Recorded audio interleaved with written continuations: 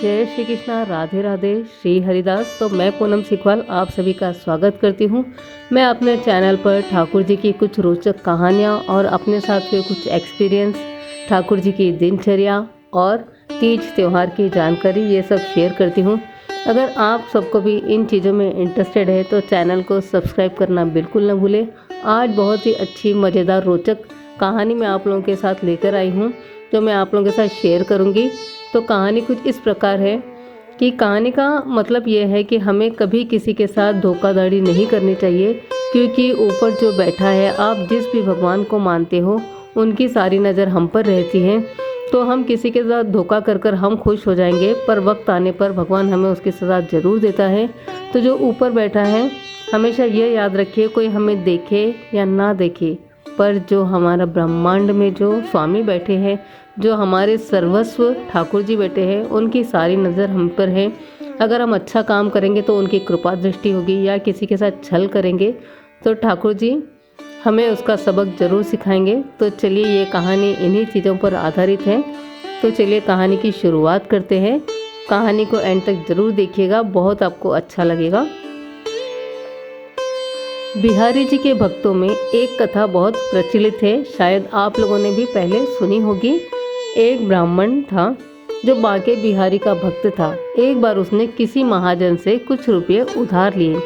हर महीने वह थोड़ा थोड़ा कर कर्ज चुकाया करता था। आखिरी किश्त से पहले महाजन ने उसे अदालती नोटिस भिजवा दिया कि उधार बकाया है और पूरी रकम ब्याज सहित वापस करे। ब्राह्मण परेशान हो गया, क्योंकि उसने पहले ही महाजन को सारी रकम दे दी थी, थोड़ी बहुत रकम बाकी थी। तो महाजन के पास जाकर उसने बहुत सफाई दी, पर महाजन पर इसका कोई असर नहीं हुआ। मामला कोर्ट में पहुंचा। कोर्ट में ब्राह्मण ने जज के सामने अपनी सारी बात बता दी कि मैंने इसका सारा पैसा चुका दिया है, बस थोड़ी बहुत रकम बाकी है। जज ने पूछा, कोई गवाह है तुम्हारे पास? तो उसने कहा, मेरे पास तो कोई गवाह नहीं है, बस मैंने बांके बिहारी जी के मंदिर के सामने जाकर इनको सारी रकम दी थी, तो वहाँ पर बांके बिहारी जी का पता बता दिया था। अदालत ने मंदिर का पता नोट कर दिया। अदालत की ओर से मंदिर के पते पर समन जारी किया गया। अब वह नोटिस बिहारी जी के सामने रख दिया गया। बात आई गई हो गई। गवाही का दिन था। तब जज ने पूछा कि तुम्हारी तरफ से कौन आया है? तो गवाही के दिन एक बूढ़ा आदमी जज के सामने गवाही देने के लिए पेश होता है।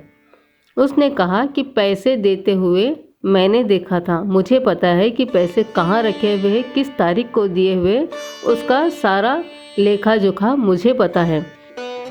जिस तरह बूढ़े आदमी ने बताया था, तो जज ने अपनी कार्यवाही चालू की।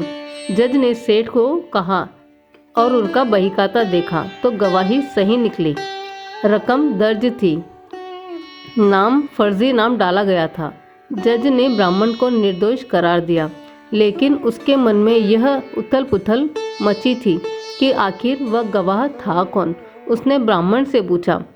ब्राह्मण ने बताया कि मैंने तो किसी और के सामने पैसे दिए ही नहीं, मैंने तो सिर्फ बांके बिहारी को साक्षी मानकर महाजन को पैसे दिए थे। तो गवाही देने आएगा कौन? बिहारी ही जी तो आ सकते हैं, और कौन हो सकता है उनके अलावा? इस घटना ने जज को इतना भाव विभोर कर दिया कि वह इस्तीफा देकर घर परिवार छोड़कर फकीर बन गया। कहते हैं कि यह वही न्यायाधीश है जो बहुत सालों बाद पागल बाबा के नाम से वृंदावन में घूमा करते थे। जज पर ऐसा चमत्कार किया कि वह सारा कुछ छोड़कर वृंदावन चले गए, श्री प्रभु के चरणों में।